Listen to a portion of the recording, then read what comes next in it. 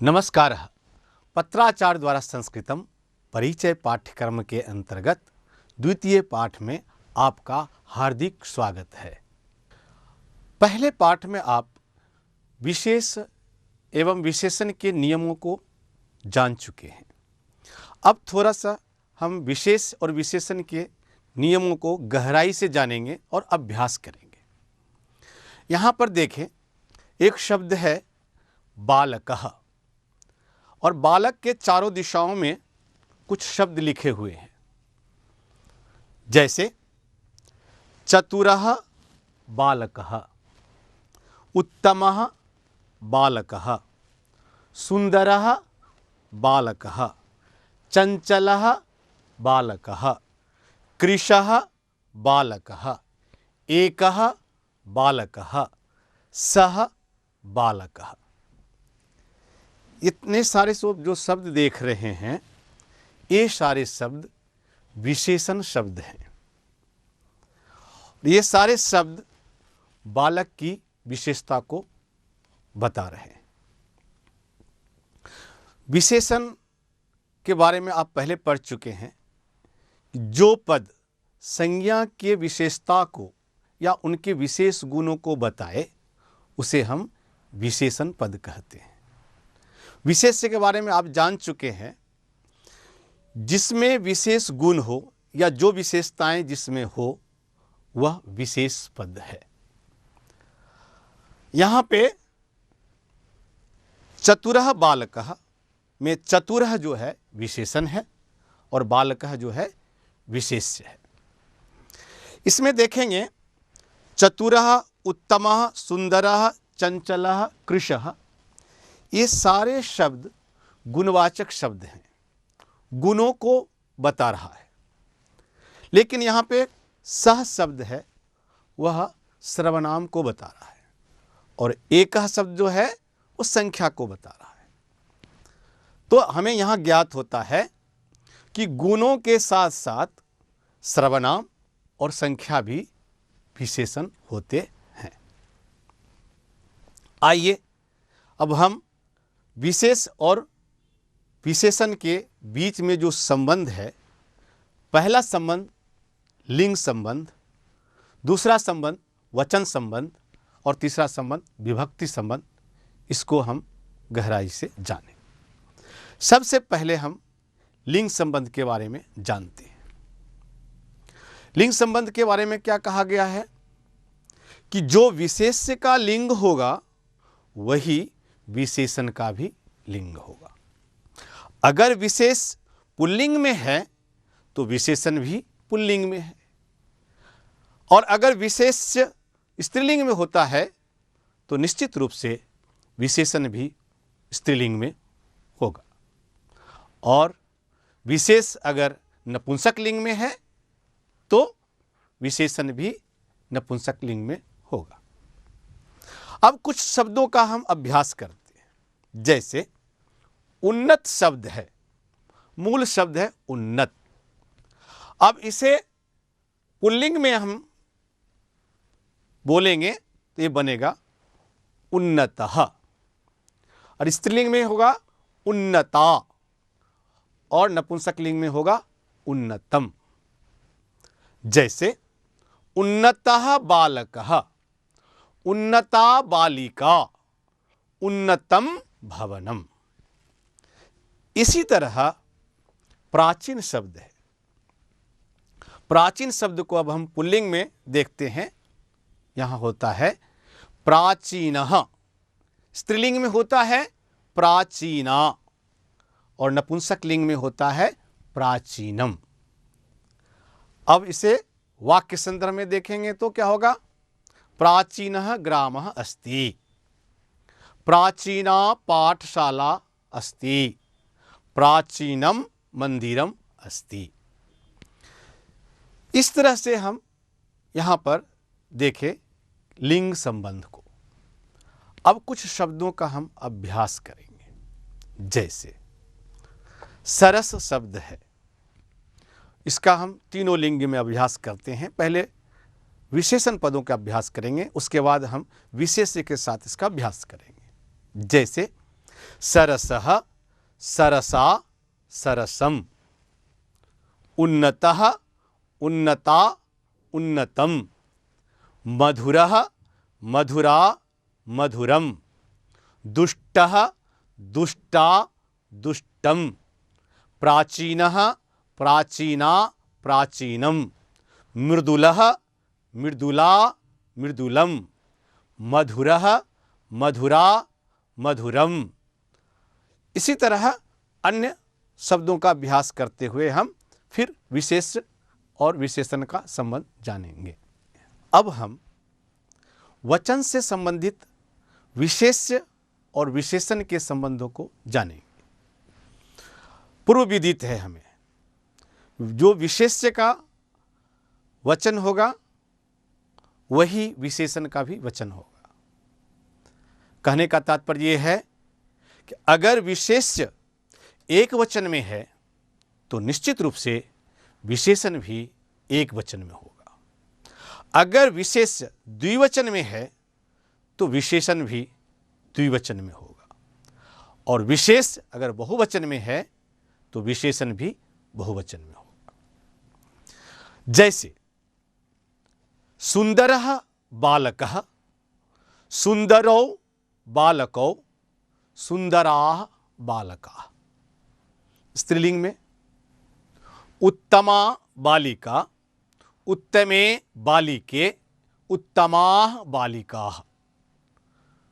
उत्तमं पुष्पम, उत्तमे पुष्पे, उत्तमानि पुष्पानि। यहाँ पर देखेंगे कि जब विशेष्य बदल रहा है तो विशेषण भी बदल रहा है। जैसे एक वचन में बालक है तो हुआ सुंदरः बालकः। द्विवचन जो दो संख्या को बोधित करता है तो वहाँ पर हमें सुंदरो बालको, क्योंकि बालको द्विवचन में है, दो संख्या को बोधित कर रहा है, इसलिए उसका विशेषण भी दो संख्या को बोधित कर रहा है, अर्थात जैसा विशेष वैसा विशेषण। सुंदराः बालकाः, यहाँ पर बहुवचन में है बालकाः विशेष्य, इसलिए उसका विशेषण भी देखेंगे सुंदराः हुआ है तो सुंदराः बालकाः। इसी तरह स्त्रीलिंग में भी हम प्रयोग करते हैं। जैसे उत्तमा बालिका, बालिका एक वचन में है, उसका विशेषण भी एक वचन में है, उत्तमा बालिका। उत्तमे बालिके, बालिके द्विवचन में है, जो विशेष्य है विशेषण भी उसका द्विवचन में हुआ द्वे। उत्तमाः बालिकाः, यहाँ पर बालिका बहुवचन में है, इसलिए उसका विशेषण भी बहुवचन में है। इसी तरह हम नपुंसक लिंग को देखते हैं। नपुंसक लिंग में पुष्पम एक वचन में, इसका विशेषण है उत्तमम पुष्पम। द्विवचन में पुष्पे, उत्तमे पुष्पे। बहुवचन में है पुष्पाणि, उत्तमानि पुष्पाणि। इसी तरह से हम वचन का अभ्यास करेंगे। पहले विशेषण पदों का अभ्यास करते हैं। जैसे मृदुलः मृदुलो मृदुलाः, प्राचीनः प्राचीनो प्राचीनाः, समीचीनः समीचीनो समीचीनाः, कृशः कृशो कृशाः, स्थूलः स्थूलो स्थूलाः, दीर्घः दीर्घो दीर्घाः।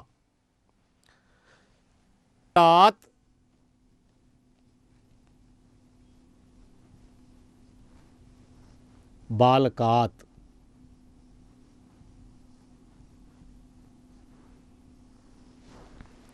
सुंदरस्य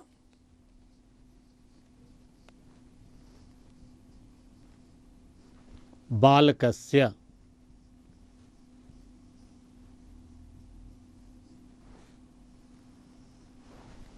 सुंदरे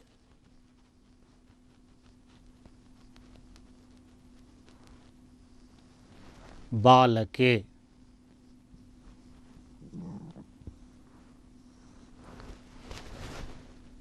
हे सुंदर बालक।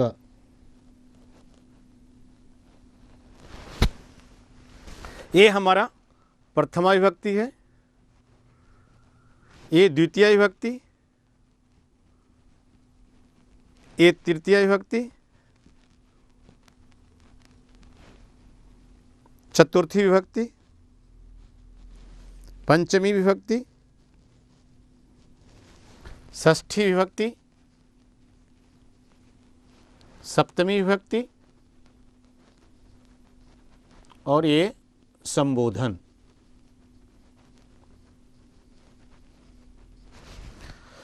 यहां पर देखेंगे जब विशेष बालक या बालकम ये जो बदल रहा है हर एक विभक्ति में, तो उसका विशेषण भी बदल रहा है। जैसे बालक का प्रथमा विभक्ति में है तो इनका विशेषण भी सुंदरः हुआ। बालकम द्वितीय विभक्ति में है तो यहाँ पे सुंदरम। बालकेन सुंदरेन, बालकाय सुंदराय, बालकात् सुंदरात्, बालकस्य सुंदरस्य, बालके सुंदरे, हे सुंदर बालक। संबोधन है। अब इसको हम वाक्य संदर्भ में अगर देखना चाहें तो क्या होगा? सुंदरः बालकः अस्ति, सुंदरम बालकम आह्वयतु, सुंदरेन बालकेन सह अहम गच्छामि, सुंदराय बालकाय लड्डुकम रोचते, सुंदरात् बालकात् धनम स्वीकरोतु, सुंदरस्य बालकस्य नाम गोविंदः अस्ति, सुंदरे बालके उत्तमः गुणः अस्ति, हे सुंदर बालक अत्र आगच्छ। इस तरह हम विशेष और विशेषण के संदर्भ में लिंग संबंध, वचन संबंध और विभक्ति संबंध को जाने। ये पुल्लिंग का रूप था। इसी तरह स्त्रीलिंग का, नपुंसक लिंग का भी होता है। और अभी इसमें हम जो देख रहे हैं केवल एक वचन का रूप। अगर द्विवचन का रूप करेंगे जैसे सुंदरः बालकः, सुंदरो बालकौ, सुंदराः बालकाः, सुंदरम बालकम, सुंदरो बालकौ, सुंदरान बालकान। इसी तरह सुंदरेन बालकेन, सुंदराभ्याम बालकाभ्याम, सुंदरैः बालकैः। इसी तरह होगा सुंदराय बालकाय, सुंदराभ्याम बालकाभ्याम, सुंदरेभ्यः बालकेभ्यः। इसी तरह है सुंदरात् बालकात्, सुंदराभ्याम बालकाभ्याम, सुंदरेभ्यः बालकेभ्यः। षष्ठी विभक्ति में सुंदरस्य बालकस्य, सुंदरयोः बालकयोः, सुंदराणां बालकानां, सुंदरे बालके, सुंदरयोः बालकयोः, सुंदरेषु बालकेषु, हे सुंदर बालक, हे सुंदरौ बालकौ, हे सुंदराः बालकाः।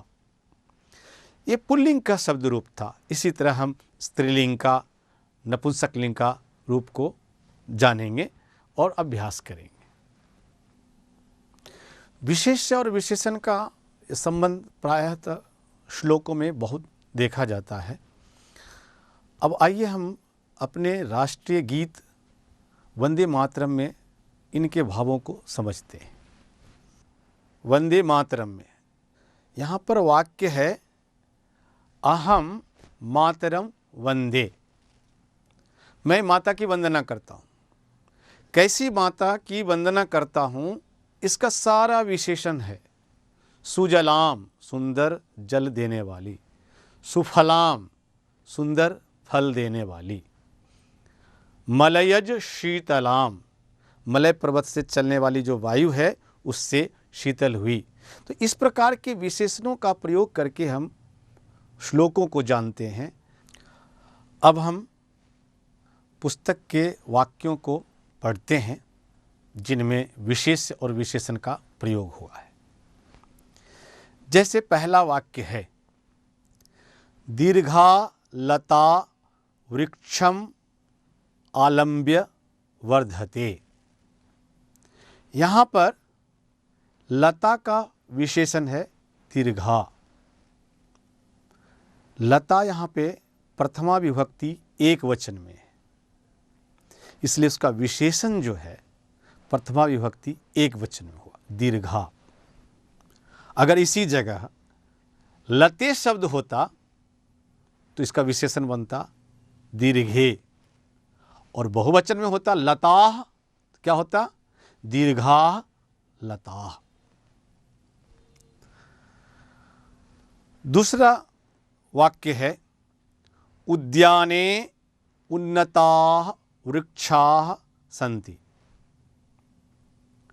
उन्नताः वृक्षाः, वृक्षा यहाँ पुल्लिंग के बहुवचन का और प्रथमा विभक्ति का रूप है, इसलिए इसका विशेषण जो हुआ है पुल्लिंग प्रथमा विभक्ति बहुवचन का रूप, उन्नताः वृक्षाः। अगर यहाँ पे वृक्षो होता तो हमें क्या करना होता?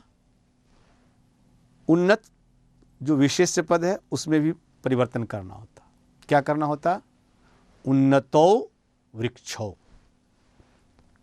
तीसरा है, विनयशीलां बालिकां सर्वे इच्छन्ति। यहाँ पर विनयशीलां जो है द्वितीया विभक्ति का एक वचन का रूप है। क्यों? क्योंकि इसका जो विशेष्य पद बालिकाम है वह द्वितीया विभक्ति के एक वचन में, इसलिए यहाँ पर विनयशीलां बालिकां सर्वे इच्छन्ति ऐसा प्रयोग हुआ है। दुष्टम जनम आरक्षकः ताड़यति। आरक्षकः ताड़यति, जन्म ताड़यति कहने का अर्थ हुआ एक व्यक्ति को मार रहा है। किसी व्यक्ति को आरक्षक नहीं मारेगा, लेकिन उसमें एक विशेषण लगा हुआ है दुष्ट। दुष्टम जनम ताड़यति, यहाँ पे भी वही संबंध है। जो जन्म है पुल्लिंग शब्द के द्वितीय विभक्ति के एक वचन का रूप है, इसलिए इसका विशेषण भी हुआ दुष्टम, पुल्लिंग द्वितीय विभक्ति एक वचन का रूप। पांचवा है, शुकः मधुराणि फलानि खादति। तोते मधुर फल खाते हैं। यहाँ पे फलानी बहुवचन में है जो विशेष्य है, इसलिए इसका जो विशेषण हुआ वह हुआ मधुराणि। मधुराणि फलानि। फलानि यहाँ पे द्वितीया विभक्ति बहुवचन का रूप है, इसलिए इसमें जो विशेषण हुआ है वो भी द्वितीया विभक्ति के बहुवचन में हुआ है। आगे है, बालिका दीर्घया लेखन्या लिखति। लेखनी का विशेषण है दीर्घ लेखनी। लेखन्या यहाँ तृतीय विभक्ति का रूप है, वह भी स्त्रीलिंग का, इसलिए उसका विशेषण भी स्त्रीलिंग का तृतीय विभक्ति का एक वचन का रूप है दीर्घया। दीर्घया लेखन्या लिखति। इसी तरह विशेष और विशेषण के संबंध को मन में ध्यान रख करके हम इन वाक्यों का अभ्यास करेंगे। नार्यः लघुना कंदुकेन क्रीडन्ति। सा सुंदरेण स्यूतेन वस्तूनि नयति। जनाः निस्वार्थाभ्यः समाजसेविकाभ्यः सम्मानं यच्छन्ति। अध्यापकाः उत्तीर्णेभ्यः छात्रेभ्यः प्रशस्तिपत्रं यच्छन्ति। वामनायाः लतायाः पुष्पाणि चिनोतु। सर्वे कठिनात् आतपात् ताम्यन्ति। उन्नतेभ्यः वृक्षेभ्यः फलानि पतन्ति। सकलस्य प्रपञ्चस्य सृष्टिकर्ता परमात्मा। नीलायाः शाटिकायाः मूल्यं किम्? धीराणां सैनिकानां नामानि फलके सन्ति। विशालायां नगर्यां जनानां यानानां च सम्मर्दः भवति। प्राचीने ग्रन्थे विमानवर्णनम् अस्ति। सर्वेषु स्थलेषु देवः अस्ति। दुष्टाः सर्वासु नदीषु प्रदूषितं जलं त्यजन्ति। सुदूरेषु ग्रामेषु पर्यावरणं स्वच्छम् अस्ति। अभी तक हम गुणवाचक शब्दों के विशेष और विशेषण भाव को पढ़ रहे थे और आरंभ में ही जब बताया गया था उसमें बताया गया था कि गुणवाचक के साथ संख्या भी विशेषण होते हैं और सर्वनाम भी विशेषण होते हैं। अब हम यहाँ संख्या के बारे में जानेंगे। संख्या के बारे में जानने से पहले हमें उन नियमों को ध्यान में रखना होगा, विशेष और विशेषण के नियमों का। पहला नियम क्या है? लिंग संबंध। दूसरा है वचन संबंध और तीसरा है विभक्ति संबंध। यहाँ पर देखेंगे लिंग संबंध के बारे में। जैसे एक मूल शब्द है और इसका पुल्लिंग में जो रूप बनेगा वह एकः, स्त्रीलिंग में बनेगा एका और नपुंसकलिंग में बनेगा एकम। जैसे एकः बालकः, एका बालिका, एकम पुष्पम। और यहाँ विदित हो कि एक शब्द नित्य एक वचन में ही रहेंगे, इनका द्विवचन नहीं होगा, बहुवचन नहीं होगा, ये हमेशा एक वचन में प्रयोग होगा, एक वचन के लिए। यहाँ द्वि शब्द जो कि नित्य द्विवचन का रूप होता है, ना तो इसका एक वचन होता है और ना बहुवचन होता है। जैसे पुल्लिंग में द्वि शब्द का जो रूप है वह है द्वौ, स्त्रीलिंग में है द्वे, नपुंसक लिंग में है द्वे। ये विशेषण हैं। अब इसका विशेष्य के साथ जोड़ कर जब बोलेंगे तो होगा पुल्लिंग में द्वौ बालकौ, स्त्रीलिंग में द्वे महिले, द्वे पुष्पे। और वाक्य संदर्भ में देखें, द्वौ बालकौ गच्छतः, द्वे महिले कार्यं कुरुतः, द्वे पुष्पे पततः। इसी तरह त्रिशब्द है। त्रिशब्द का ना तो एक वचन होता है ना द्विवचन होता है, ये हमेशा बहुवचन में ही होता है। इसका पुल्लिंग रूप है त्रयः, स्त्रीलिंग रूप है तिस्रः और नपुंसक लिंग है त्रीणि।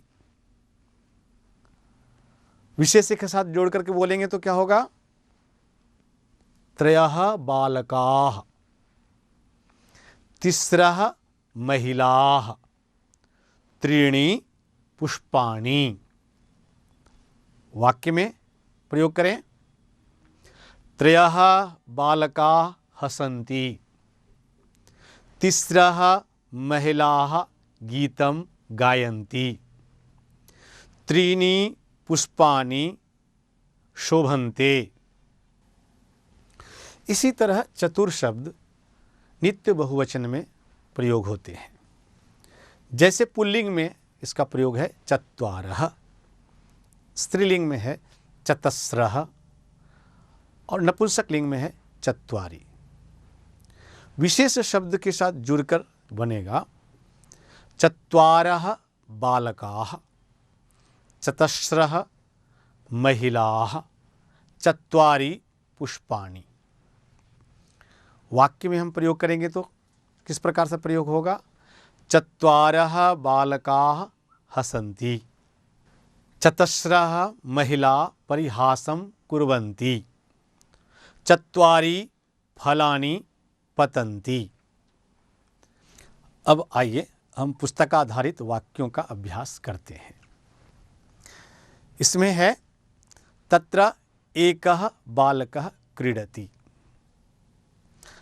यहाँ पर एकः बालकः, बालकः पुल्लिंग शब्द है और एक वचन में है, इसलिए यहाँ पर एक शब्द का भी पुल्लिंग शब्द और एक वचन में प्रयोग हुआ है। जैसे एकः बालकः। इसी तरह यहाँ पे है दूसरे वाक्य में एका बालिका विद्यालयं गच्छति। यहाँ पर बालिका शब्द प्रथमा विभक्ति के एक वचन में है, इसलिए वहाँ पे प्रयोग हुआ है एका बालिका। एकम फलम नष्टम अस्ति। फलम यहाँ पे नपुंसक लिंग में है, इसलिए इसका विशेषण भी नपुंसक लिंग में हुआ है एकम। एकम फलम नष्टम अस्ति। त्रयः चोराः मार्गे धावन्ति। त्रि शब्द का ये बहुवचन का रूप है और पुल्लिंग का रूप है, इसलिए त्रयः हुआ। चोराह भी यहाँ पे पुल्लिंग शब्द के बहुवचन में है, इसलिए यहाँ पे इसका जो रूप हुआ त्रयः चोराः, अर्थात तीन चोर रास्ते में दौड़ते हैं। त्रयः चोराः मार्गे धावन्ति। तिस्रः महिलाः विपणीं गतवत्यः। यहाँ पर महिला बहुवचन में है और स्त्रीलिंग में है, और त्रि शब्द यहाँ पे नित्य बहुवचन होता है और स्त्रीलिंग में जो रूप बनता है वो होता है तिस्रः। तिस्रः महिलाः विपणीं गतवत्यः। सभाभवने त्रीणि चित्राणि सन्ति। यहाँ पे चित्राणि नपुंसक लिंग के बहुवचन में है और त्रि शब्द हमेशा बहुवचन में होता है, इसलिए यहाँ पे नपुंसक लिंग के जो रूप बनते हैं वो बनता है त्रीणि, इसलिए यहाँ पर हुआ रूप त्रीणि चित्राणि। विद्यालये चत्वारः अध्यापकाः पाठयन्ति। यहाँ पर अध्यापक पुल्लिंग के बहुवचन में है, इसलिए यहाँ पे चतुर शब्द का पुल्लिंग बहुवचन होता ही है चत्वारः, इसलिए इसका प्रयोग हुआ है चत्वारः अध्यापकाः। अद्य चतस्रः विद्यार्थिन्यः कक्षां न आगताः। इसी तरह प्रयोग हम इसमें देख रहे हैं। चत्वारि फलानि वृक्षात् पतितानि। द्वौ बालकौ भाषणं कृतवन्तौ। द्वे बालिके गीतं गीतवत्यौ। मह्यं द्वे पत्रे आगते। इन जो ये सारे वाक्य हम देख रहे हैं उसमें से आपका स्थूलाक्षर में कुछ लिखा हुआ है, देखेंगे। जैसे एकः, एकम, त्रयः, तिस्रः, त्रीणि, चत्वारः, चतस्रः, चत्वारि, द्वौ, द्वे। ये शब्द भी विशेषण है, अर्थात इनके रूप विशेष्य के लिंग, विभक्ति और वचन के अनुसार ही होते हैं। अब विशेष्य विशेषण के संख्या का विभक्ति रूप देखेंगे। अब जैसे एक शब्द का पुल्लिंग का रूप बनेगा प्रथमा विभक्ति में एकः, द्वितीय विभक्ति में एकम, तृतीय विभक्ति में एकेन, चतुर्थी में एकस्मै, पंचमी एकस्मात्, षष्ठी एकस्य, सप्तमी एकस्मिन्। इसी तरह इसका स्त्रीलिंग रूप एका, एकाम, एकया, एकस्यै, एकस्याः, एकस्याः, एकस्याम। और नपुंसकलिंग का रूप एकम, एकम। शेष रूप जो है पुल्लिंग के समान ही चलते हैं। और इसका पहले ही विवरण दे चुके हैं हम, इसका द्विवचन रूप नहीं होता है और बहुवचन रूप नहीं होता है। इसी तरह द्विशब्द का नित्य द्विवचन का ही प्रयोग होता है और इसमें पुल्लिंग का जो रूप होता है वह होता है द्वौ, द्वौ, द्वाभ्याम, द्वाभ्याम, द्वाभ्याम, द्वयोः, द्वयोः। स्त्रीलिंग में है द्वे, द्वे, द्वाभ्याम, द्वाभ्याम, द्वाभ्याम, द्वयोः, द्वयोः। नपुंसकलिंग में द्वे, द्वे, द्वाभ्याम, द्वाभ्याम, द्वाभ्याम, द्वयोः, द्वयोः। त्रिशब्द का रूप जो है वो नित्य बहुवचन में ही होता है। इसका ना तो एक वचन और ना द्विवचन होता है, ये आप जान चुके हैं। जैसे पुल्लिंग में है त्रयः, त्रीन्, त्रिभिः, त्रिभ्यः, त्रिभ्यः, त्रयाणाम, त्रिषु। स्त्रीलिंग में है तिस्रः, तिस्रः, तिस्रिभिः, तिस्रिभ्यः, तिस्रिभ्यः, तिस्रीणाम, तिस्रिषु। नपुंसकलिंग में है त्रीणि, त्रीणि। और शेष रूप आपका पुल्लिंग के समान चलता है। इसी तरह चतुर्शब्द का रूप है पुल्लिंग में और इसका स्वाभाविक रूप से ये बहुवचन में ही होंगे, एक वचन और द्विवचन इसका नहीं होता है। जैसे चत्वारः, चतुरः, चतुर्भिः, चतुर्भ्यः, चतुर्भ्यः, चतुर्णाम, चतुर्षु। स्त्रीलिंग में चतस्रः, चतस्रः, चतस्रिभिः, चतस्रिभ्यः, चतस्रिभ्यः, चतस्रीणाम, चतस्रिषु। नपुंसकलिंग में चत्वारि, चत्वारि। और शेष रूप पुल्लिंग के समान होते हैं। आइए इन रूपों को हम पुस्तक के इन वाक्यों में देखते हैं। कर्मकरः उद्याने एकम वृक्षम कर्तितवान। यहाँ पर वृक्ष जो है वो कर्म पद है, अर्थात द्वितीय विभक्ति है। द्वितीय विभक्ति होने के कारण उनका जो संख्या रूप है, जो संख्या विशेषण है, वह भी द्वितीय रूप को प्राप्त करता है और एक वचन में उसका रूप होता है एकम। तब रूप बनता है एकम वृक्षम। इसी तरह व्याधः वाणेन पक्षिणं मारितवान। यहाँ पर विशेषण है व्याधः एकेन वाणेन पक्षिणं मारितवान।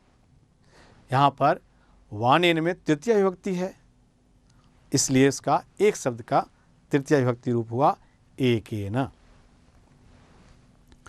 ग्रामे एकस्मिन् गृहे वेदपाठ प्रचलति।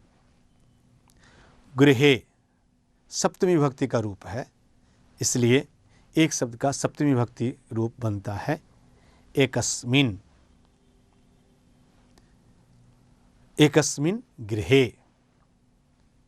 चतुर्थ वाक्य है कार्यक्रमे एकया बालिकया गीतम गीयते। यहाँ पर बालिका स्त्रीलिंग शब्द है और तृतीया विभक्ति का एक वचन का रूप है, इसलिए इसका संख्या विशेषण जो रूप बना वो बना एकया। इसी तरह एकस्याम कपाटिकायाम केवलम क्रीडनकानि सन्ति। यहाँ कपाटिकायाम सप्तमी विभक्ति का रूप है, कपाटिकायाम में सप्तमी विभक्ति का रूप है, इसलिए इसका जो संख्या विशेषण हुआ वो सप्तमी विभक्ति के एक वचन का रूप हुआ, एकस्याम वाटिकायाम। इसी तरह हम अन्य विभक्तियों को मन में रखते हुए इन वाक्यों को पढ़ेंगे।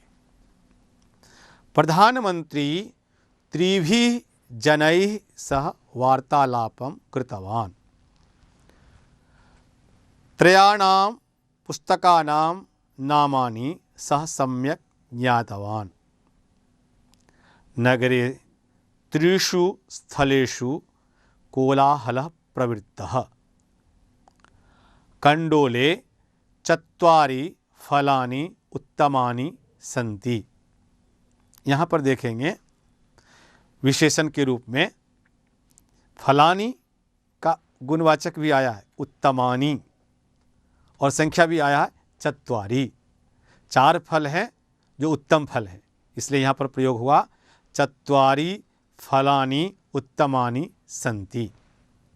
कार्यक्रमे चतस्रः भगिन्यः सम्यक् कार्यं कृतवत्यः।